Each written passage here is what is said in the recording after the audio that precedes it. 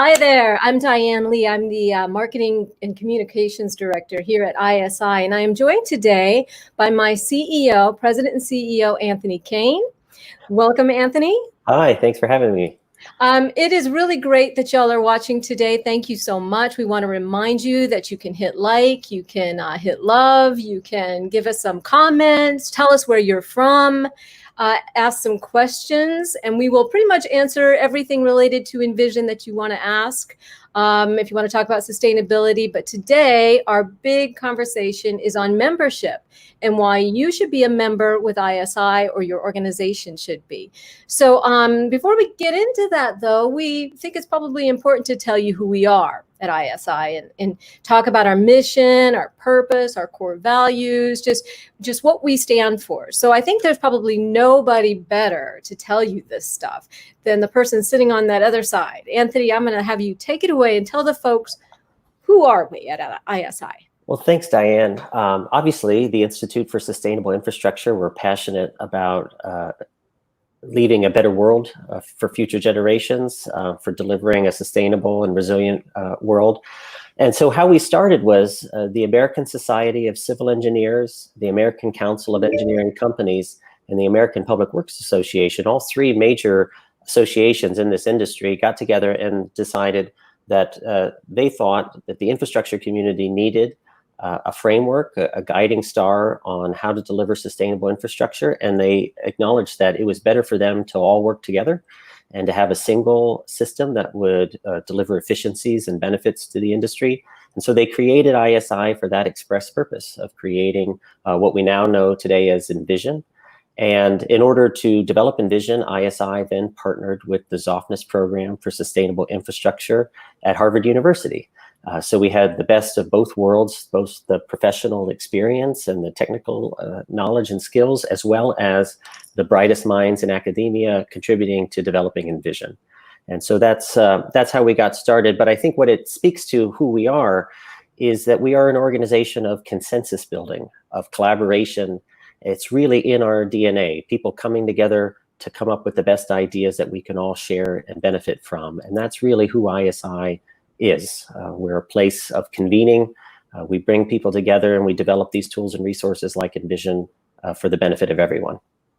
Yeah, ISI is all about collaboration, about partnering, and that's not just with organizations. It's also with individuals. We work with task force folks from all over the world, actually. We work with committees and just to us, it's all about bringing great minds together to be able to achieve our goals of sustainability.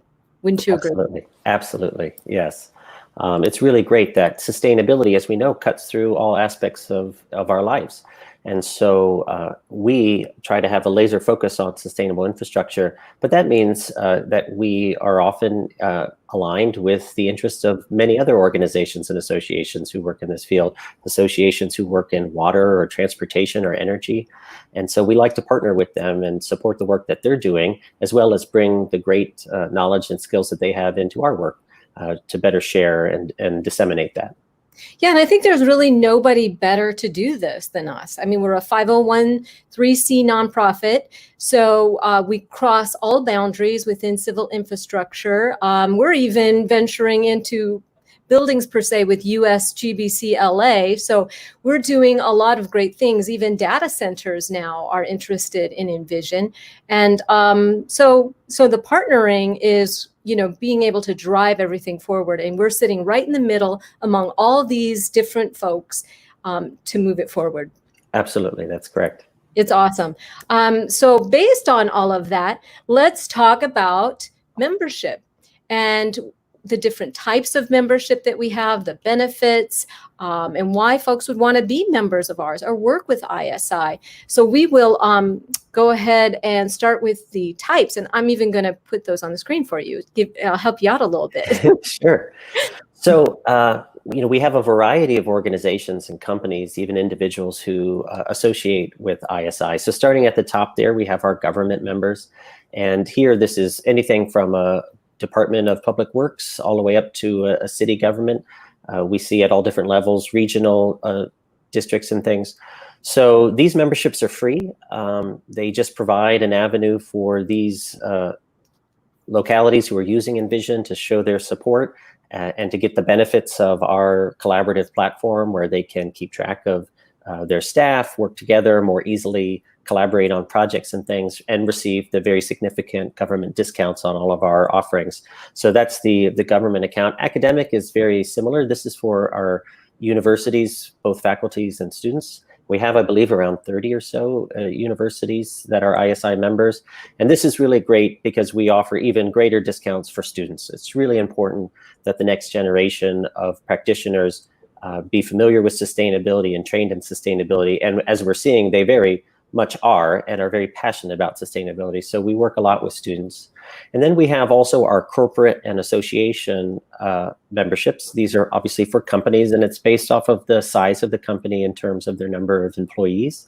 Same for, say, the 501c4s or 501c6 trade associations that are members of ISI. I would say that for 501c3s like ourselves, we do offer the free membership there. So if they are a public interest nonprofit who just wish to show their support for ISI, we offer those memberships for free. And then finally, in that last category, we understand that sometimes it's an uphill battle, or it may take time for your organization to become an ISI member. And we don't want anyone to miss out on the benefits of being associated with ISI. So we offer the individual membership for $20 a year. It's hard to get cheaper than that. So anyone who is interested, and you really should do it just for the discounts alone. So anyone who wants to become an individual member, that's totally available, even if your organization can't right now. So I'm just curious about the, I'm going to try to bring us both up. Just curious about the individual $20 a year membership. What does that actually get them? Is the whole ball of wax? What are we talking about? Pretty much everything that's related to the individual. So for example, they'll receive the member discount on our training, which alone is $150 value. So you think $20, you save $150. And then every year after that, if you're an ENVSP, you save $30 on our recredentialing fee. So instead of the $80 recredentialing fee, it's $50. So again, you're paying $20 to save $30. It's kind of a no-brainer. I'd encourage everyone, if you are an ENVSP or thinking about becoming an ENVSP, absolutely go for the individual membership at the very least. Yeah, and we do that because we are an agency that really cares about everybody, sustainability. And so if everybody's on board, doesn't matter who you are and who you work for, and you care about it, then we can all drive this forward and we can be a more sustainable, resilient world, equitable as well. Absolutely. As we were saying, it's really built into our DNA, this philosophy that if we all chip in a little bit, we can produce something really great that benefits everyone to a great degree. So we've had examples with our government members, for example, where they get access to Envision for free. They can train their staff. They have ongoing education resources.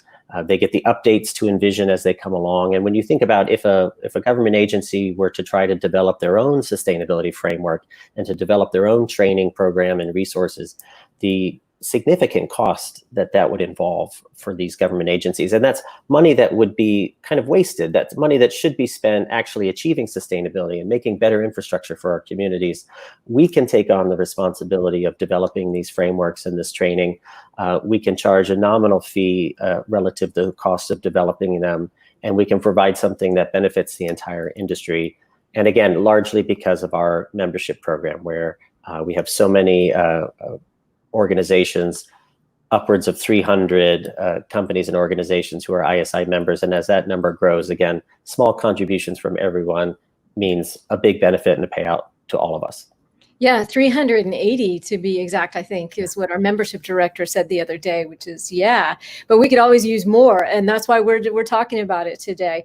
And I think when it comes to membership and joining forces with us, I think they're really going to be happy because I know agencies who've tried to do it, who tried to go out on their own and do all this training and I know you do too, and they failed big time, miserably.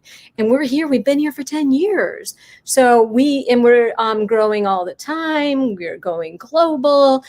Why would they not? To me, it's a no-brainer. Absolutely. And now we might be the biased perspectives here, but you're right. And like I said, I think it's efficient to do it this way. It's even if they could, having hundreds or thousands of different sustainability frameworks out in the market doesn't really help anyone. It involves more confusion, more time spent having to learn all those different systems. Having a unified approach, a unified common language, it just makes everything better for all of us. And I think that's the key message that we try to get across. I'd also add that ISI, we're a relatively small organization because we rely so heavily on our membership. So all of the things that we do in developing Envision, in reviewing projects, in training individuals, in providing this ongoing education, the brain power behind almost all of that is our membership. So that's where they can become members of ISI and they can contribute in being thought leaders in this really important field. They can come on our podcast. Absolutely. And we can talk about important sustainability and resiliency topics. And in fact, you kind of mentioned a lot of the benefits that they get, but I want to make sure we have covered all of them. So I'm going to put up another graphic on the screen for folks. Bam. So these are the benefits. Anthony, which ones have we talked about? Which ones haven't we talked about? Right. So I think we covered many of the discounts, certainly for owners or companies that put projects through Envision verification. Membership is almost a must because the savings that you get on the discounted verification pricing far outweighs the memberships. I think we've talked about the collaboration and the webinars and podcasts that we offer.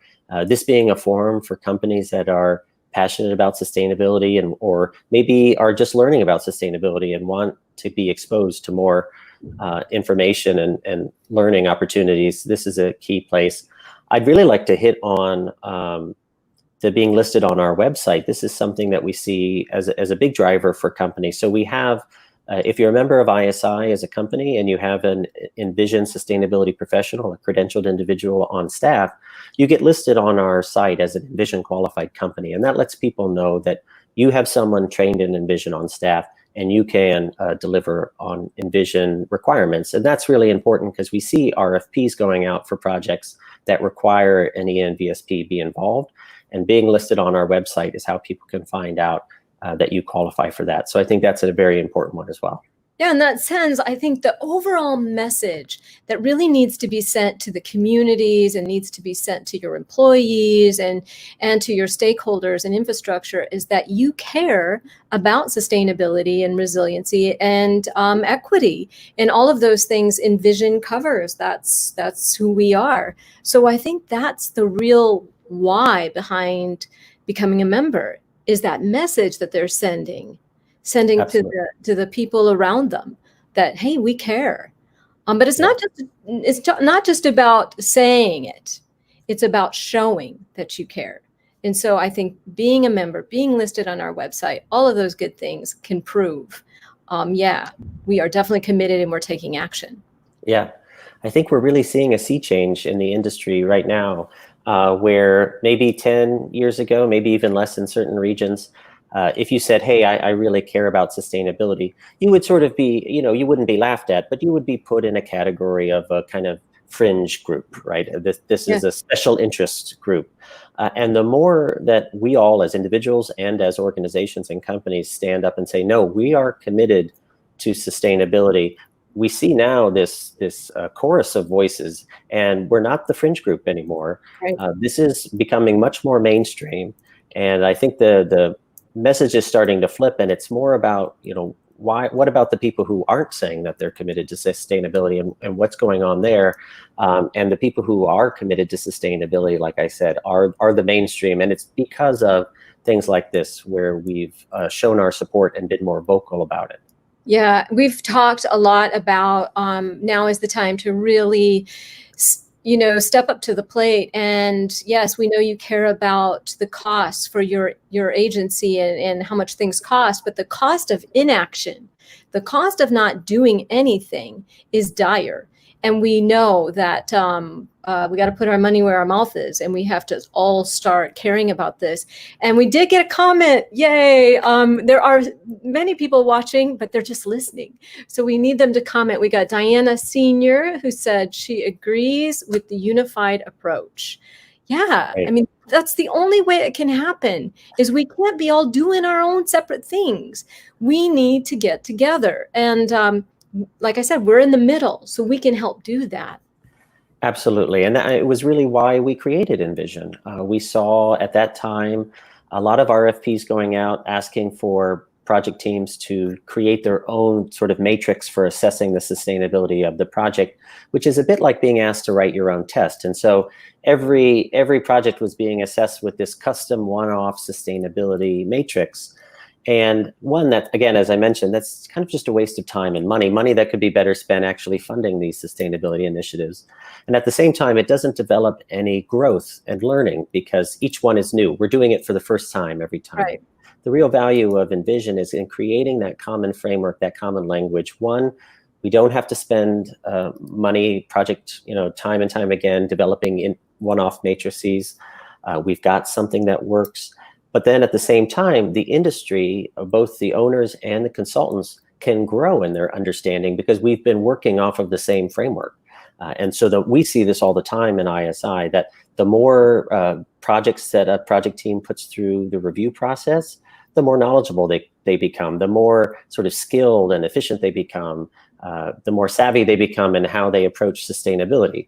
And so it's only through that growth of repetitive learning that you can get there. And so that's why I would totally agree with the comment that the unified approach is just incredibly valuable.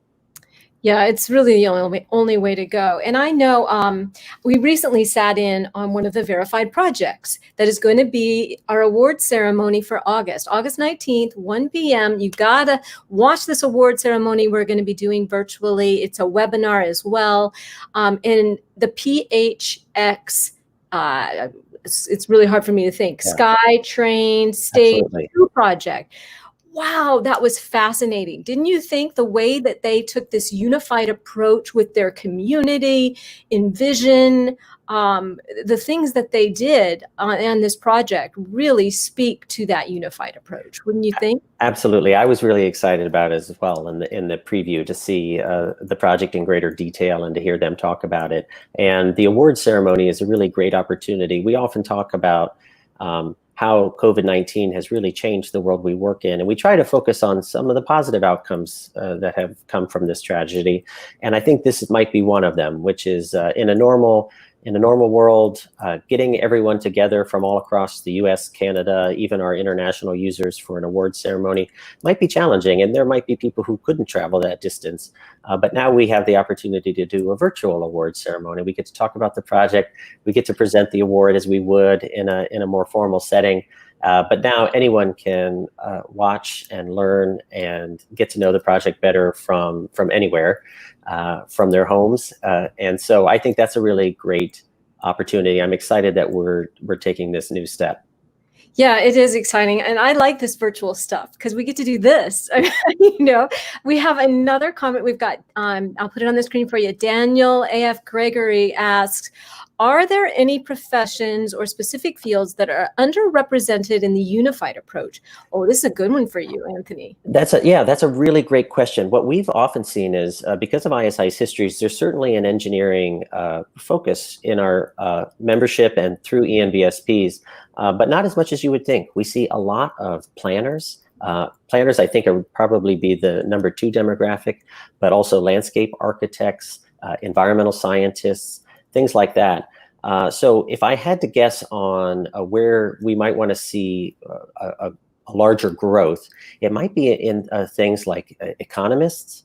It might be more in elected officials, and perhaps even in the investor community. I think those are areas where you could really see the potential to change and really catalyze what's going on right now. I think the preponderance of professionals that we have now are more on the technical side. And so it'd be interesting to see how we grow in that new direction.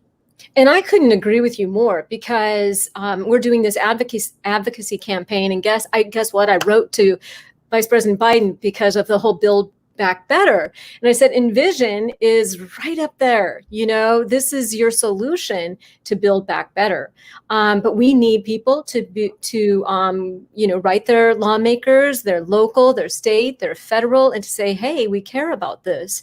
And this is something we want to see moving forward. So you're exactly right. I think another area where I've sat in on webinars on where it could be maybe upped a little bit, up the game, would be in the transport, like roads. There are a lot of roads out west where they don't use Envision enough, I think. I don't know. Maybe I'm crazy though. No. I think, especially at the state level, like the DOT level, I think that would be an area that it'd be really exciting to see more engagement. Envision has the adoption level of Envision is interesting. Like, it happens mostly at the local level, at the city, municipal, county level. That's where we see the most uptake. And it kind of makes sense when you think about it, because sustainability is all about the community, the environment, and the economy. And those three issues really hit home when it's your community, your city, your county. And so we see those local governments are the most passionate and committed to sustainability. I think you saw it 4 years ago when the US pulled out of the Paris Climate Agreement, and you had all of these cities and local governments stand up and say, no, we're going to do this because it really matters to us. And again, that comes back to the comment about the more vocal we are about our commitment to sustainability, the more impact it has in the industry as a whole. Yeah, well, and I think we're really vocal when it comes to our local communities, and we have easier access to those people, to the people who make the decisions. I mean, you can go to virtually any meeting and try to talk to them about, this, or try to talk to them through having them create proclamations and things. I think it's harder on a federal level, but that's definitely a level that needs to be reached. Yeah. And I think it takes people. It takes a lot of voices just shouting out there. And, we're trying to do that with our advocacy campaign. And this is an area where we have really upped our game because we talk a lot to the folks who are in our field, Envision and in infrastructure, but we're not talking enough to the folks out there. And so we talk to the AEC industry, but we need to be the change industry. Yeah. We need to drive this. We're the change industry. That's what we are. Absolutely. And I think it's important, especially now in the federal level discussions that are going on, not only in the US, but in countries around the world, because we have this dual interest in major investment in infrastructure to spur recovery effort economically, and at the same time wanting to move very quickly in order to have those economic benefits happen quickly, and looking at the permitting and approval process and things like that. Now, that's a good thing, but also is something to be cautious of, because we don't want to expedite infrastructure delivery at the expense of negative environmental impacts or impacts to our communities. So we have to look at ways that we can intelligently, smartly move quickly on infrastructure investment while preserving important environmental protections. And I think frameworks like Envision and others could play a potentially critical role in that process by ensuring that we are still protecting our environment and our communities while moving quickly. Yeah, so much of what nowadays it's all about profitability, and that's got to go away. Well, it doesn't go away. It has to just the health reasons need to be put on the same level as, you're making your profits, but at the same time, you don't lose sight of the environment and you don't lose sight of health. And that's where we need to get to. And that is it just makes me want to scream or pull my hair out, because it's so hard to and I think people are screaming. I think people are waking up, but we need more. It just has to be hammered home, that idea. Yeah, because it really comes down to true accounting. It's not that profits are going away or anything, but it's that we haven't really been counting the true costs, and that makes your numbers look a lot different.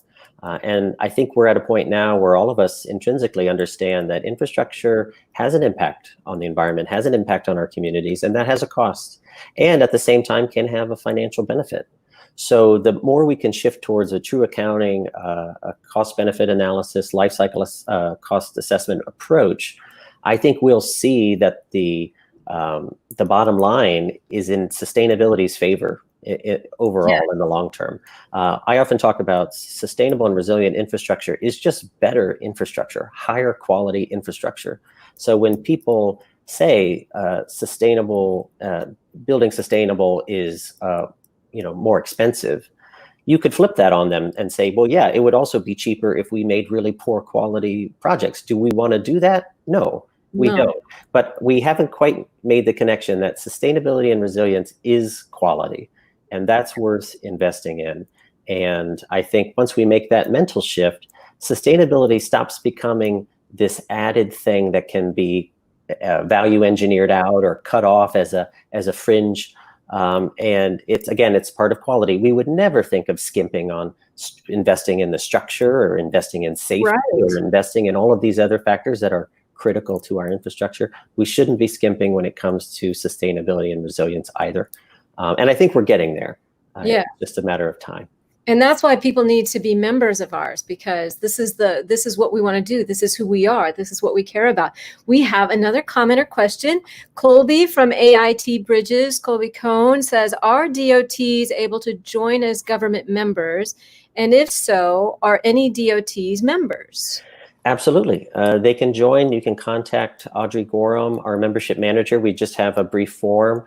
Basically, all we ask is that someone within the organization with authority signs off that they want to be members, because we don't want to list anyone who doesn't want to be listed. But beyond that, absolutely. And I do believe, and I could be wrong, but I believe Caltrans in California is a ISI member. Certainly they are. I'd have to check if there are other DOTs, but the answer is yes. Awesome. Colby is on our task force, and he's with AIT Bridges, and just a wealth of help. So that was a great question, Colby. And feel free, folks, if you're watching, to tell us where you're from. I know Colby is from Maine. We're here. I'm in Alexandria, Virginia. I'm in Washington, D.C. That's right. Across the river. I know last time when we were doing a podcast with AIT Bridges and Infrastructure Ventures, we had people from England and Alaska and just all over. So give us a shout out. Tell us where you're from. On the subject of membership and sustainability, I did make a graphic talking about what we're focusing on so that people could, we talked about the relationship building and how important that is. We talked about the consensus building. We have the advocacy that we're doing. And I think this is huge, but also being an industry hub. That's a really key thing for our membership. Anthony, what does that mean to you to be an industry hub for the AEC industry? So it takes a lot of forms. Some of it is the advocacy work that you do. So Diane has a group who focus on the communication and advocacy around sustainability. And if that's what you're really passionate about, we have that avenue. We have groups that work on our training program. We have members who partner with us in developing courses for our continuing education. So we collaborate in a variety of different ways. Certainly when we were developing Envision version 3, we had technical work groups that were pulled together to work on that and develop it. I think it was around 75 individuals all together, all from different companies, all geographically dispersed across countries, coming together to develop that. So there's a lot that we do together. And then again, the benefit of the membership is not only participating in developing some of those resources, but then in sharing with them when they are developed. So we distribute them, we provide them to our members, and it's a benefit to them as well. Yeah, we're trying to go global. We have Italy, and we have interest in other places, and I'm not going to give anything away, but we have something really exciting coming down the pike that we cannot wait to tell folks about our partnership, because we're trying to go global. But that's just a tease. We won't let them in on everything, will we, Anthony? Absolutely. But it's a good point that we often get asked questions if Envision applies in other countries. And certainly Envision was developed from the very beginning to be applied in the US and Canada. And as you mentioned, for several years now, we've partnered with ICMQ, an organization in Italy that has applied Envision very successfully with very minimal modifications in the European context. And I think the same goes for many countries around the world. When you look at Envision, the principles of sustainability are fairly universal, and the focus on infrastructure is fairly universal. And where minor tweaks or accommodations might be made is in just the specific language, right? Language that is more referential to a US, Canadian, North American context. But I think most people, when they read it, they understand how that would apply in their local context. And we're making, for Canada, for example, we're translating a lot of that Envision into French. So that's coming down the pike soon. And in fact, if you look at our folks, they're telling us where they're from. We've got Diana Senior from Canada. Melissa Pennycat says hello, and she's from Burlington, Ontario. We know Melissa. We're going to talk about her in a minute. We've got someone here from Mexico. Oh, wonderful. Do you speak Spanish? Her name, I'm going to butcher it, and I apologize in advance. I can't, Gangora, I think I got that. Anita? Anita. So I apologize if I butchered your name, but she's from Mexico. So that's awesome. And of course, Sheila Newman. And she says, yes, there are 4 DOTs registered as members. Thank you, Sheila. Yeah, I sent out, just full disclosure, I sent out a message to all of the people who work at ISI and said, you better be watching. So they are definitely watching. And we have another question or something coming in. It's from Ronald Kent Jr. He's an EMVSP. Says, any advice for incorporating Envision sustainable ideas for the first time? I'm an EIT from Perry, Georgia. Awesome. Good question. Absolutely. Yeah, I was going to say, do we have another half an hour that I could dig in on this one? Maybe it needs its own show. So, Ronald, some of it may depend on where you are in a project timeline. But what we really like to encourage, what we see is success really starts at the highest levels. So for communities, cities, or counties that are committed to sustainability and have sustainability goals, that's indicator number 1 that they're setting themselves up for success. Then if you can get sustainability into the specific goals of the project, either within the contract or just as stated objectives of the outcomes, that also gives you a footing throughout the project timeline to really focus on sustainability. And again, to get past that hump that it sees it as an extra thing. So if it's embedded in the project, that's always great. And then it becomes about, I think, looking ahead. So we have examples of agencies in New York City that map the Envision credits across their project timelines, so they know the requirements. Don't get surprised. Don't wait until the end and then look at the requirements and say, oh, we could have done this a few months ago, but now it's too late. So look ahead, kind of plan out your roadmap, establish those as goals and objectives, and then keep monitoring and documenting as you go along. And that'll pay off in a number of ways. If you go through a review at the end, having that documentation and everything all kind of collected is super efficient. It makes the process that much smoother. And even if you don't go through the third-party review, you'll have all that documentation so that you can go back to the higher ups and say, look, we achieved sustainability on this project. Here's the documentation. Here's what we did. And then that's setting you up for sustainable project number 2 down the road, right? And that's how we go. Start with 1 project, get 2.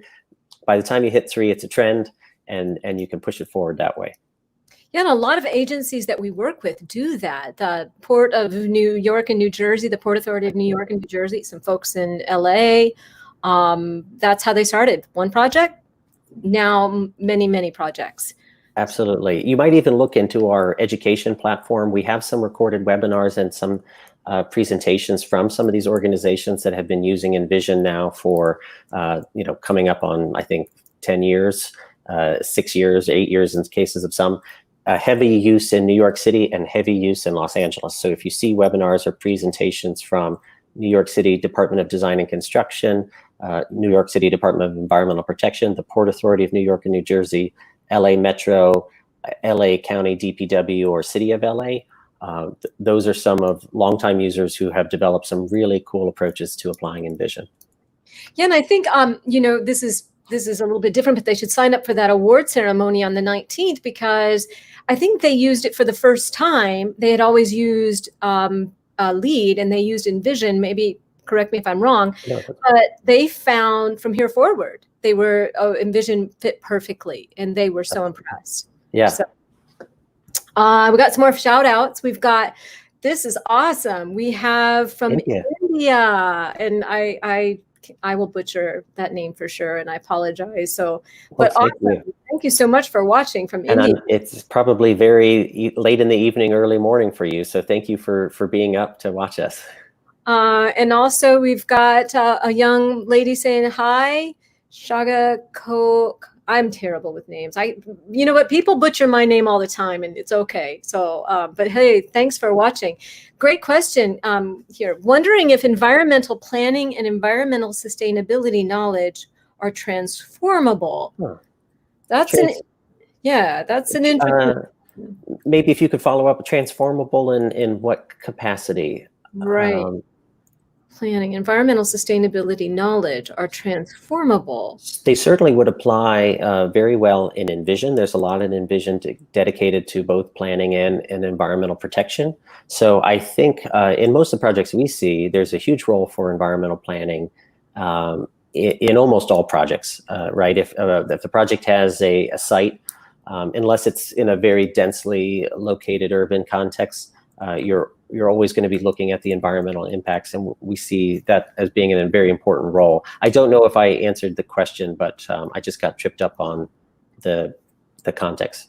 Yeah, and and welcome from Toronto. Wonderful. Yeah, awesome. So yeah, we have a pretty big contingency in Canada in making huge inroads there. It's really exciting to see. They care a lot about sustainability, resiliency, and equality, and those are of course, our core. So yeah, I'd love to see all of them turning out. We have people on our task force too from Canada, from Vancouver, from Toronto.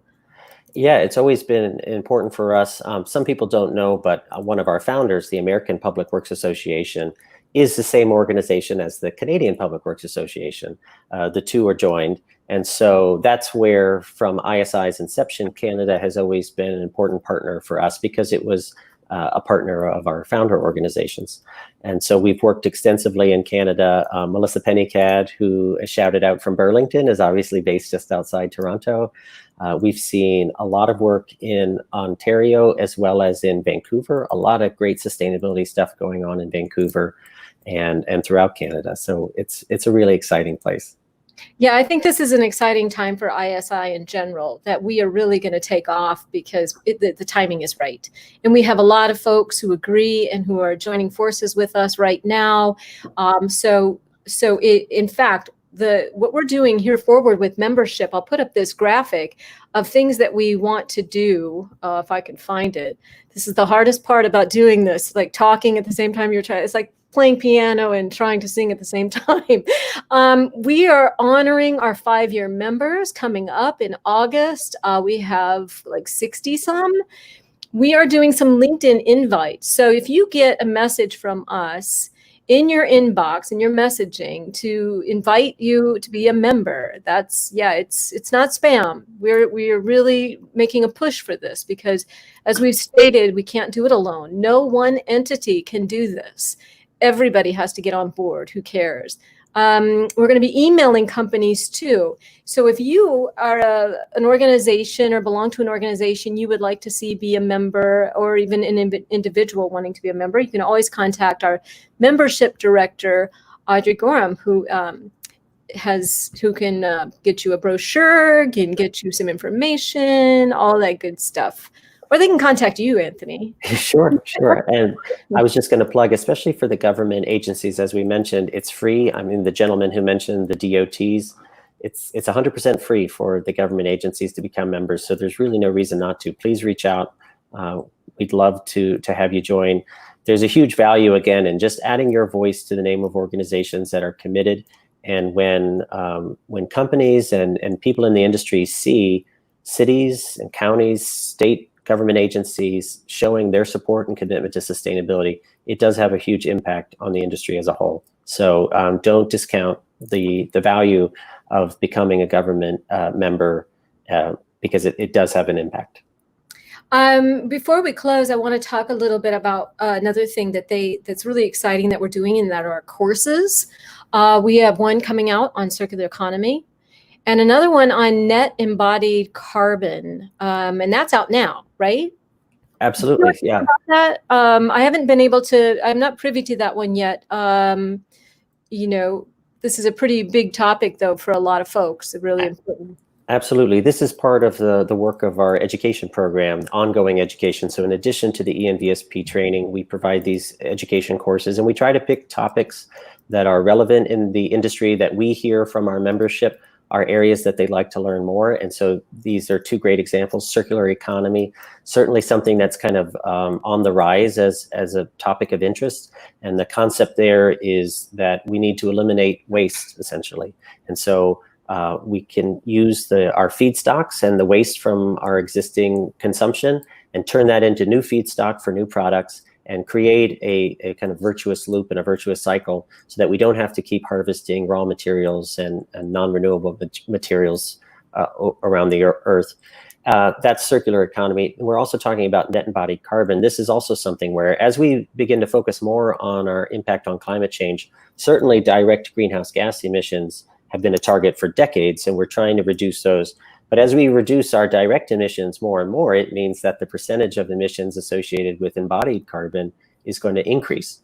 And so I think that's the next wave, is focusing on how we reduce the embodied carbon in our materials as well. And certainly the infrastructure industry is a big consumer of materials. So anything that we can do to help really will make a big difference in the world. So we provide this course on just trying to wrap our heads a little bit more around what is embodied carbon, how do you calculate it, and what are some of the important concepts to understand.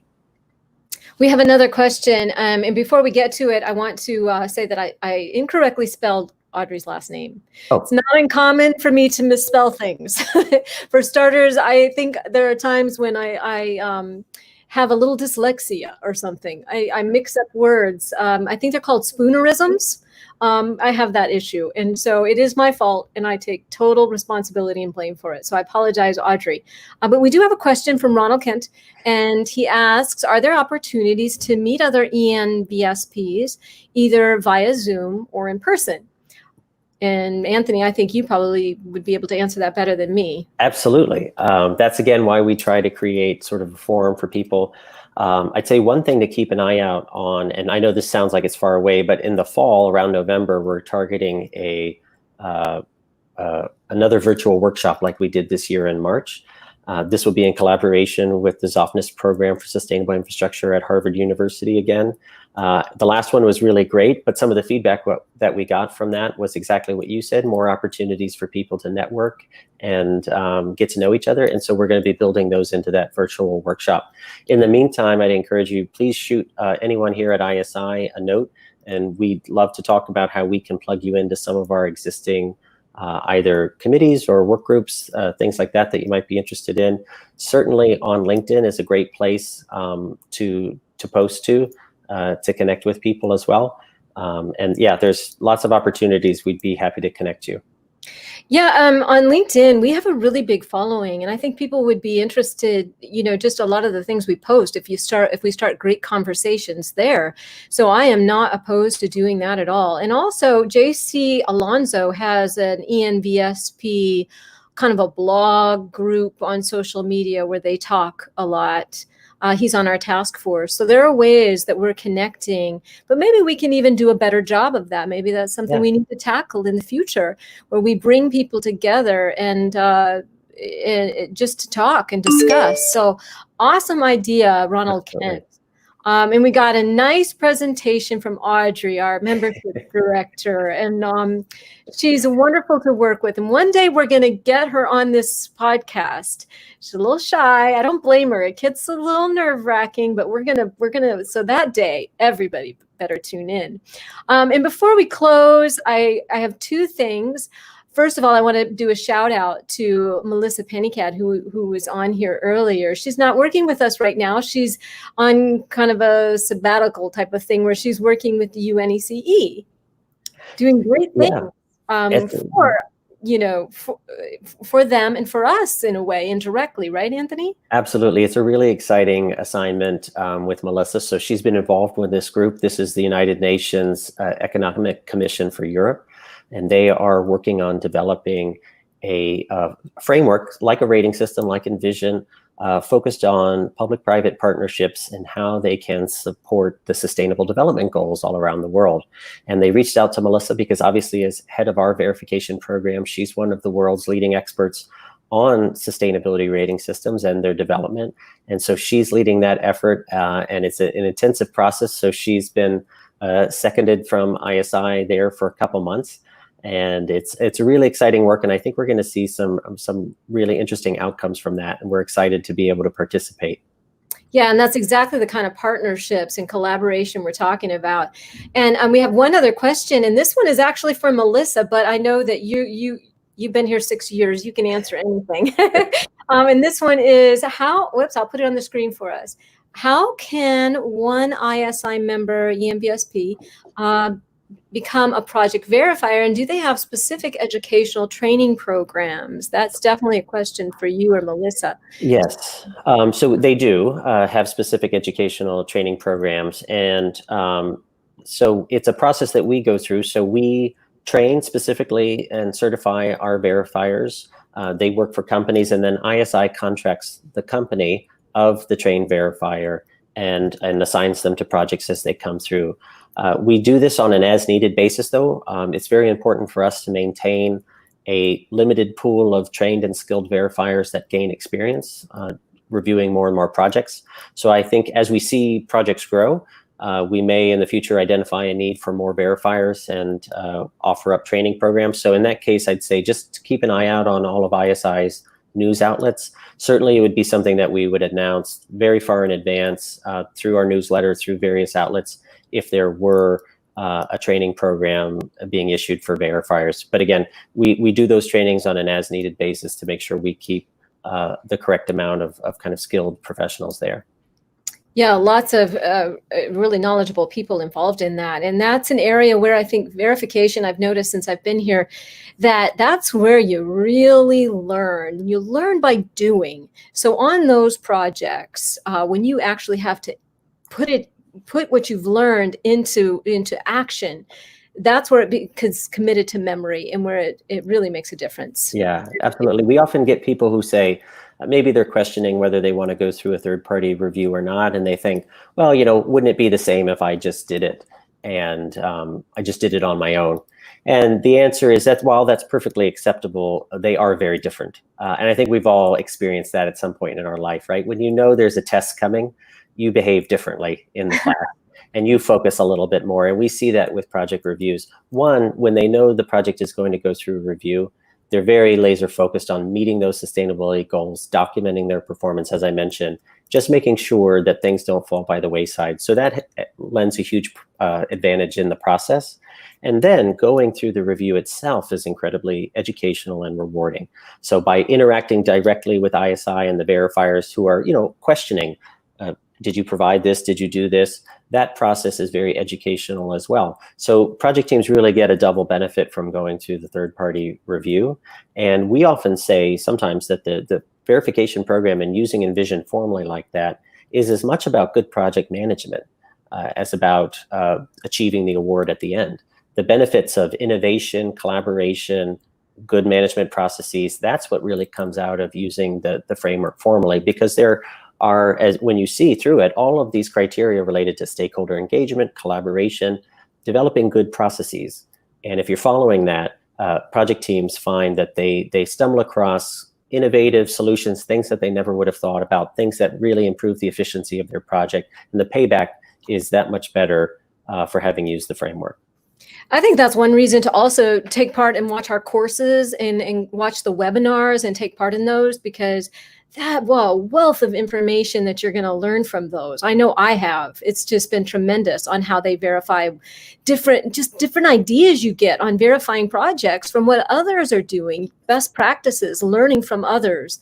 That is so key, and that is really important for ISI and Envision. Absolutely, and that ties back to the theme of today, the membership program, because those what's really rewarding for us is, as you'll see in many of those continuing education courses, is the members themselves using Envision in creative ways, different ways, finding tools and resources that they can utilize to be more efficient, and then sharing back to ISI, hey, we used Envision in this really exciting new way, and then we get to share it. So that's the cycle that we've often talked about. We are providing the framework, but then we're really relying on our members and their creativity and skill and knowledge to apply it in these wonderful ways, and then we can share it with the rest of the industry, and then all the members benefit from gaining that experience. That's right. Everybody's teaching everybody else. Yeah.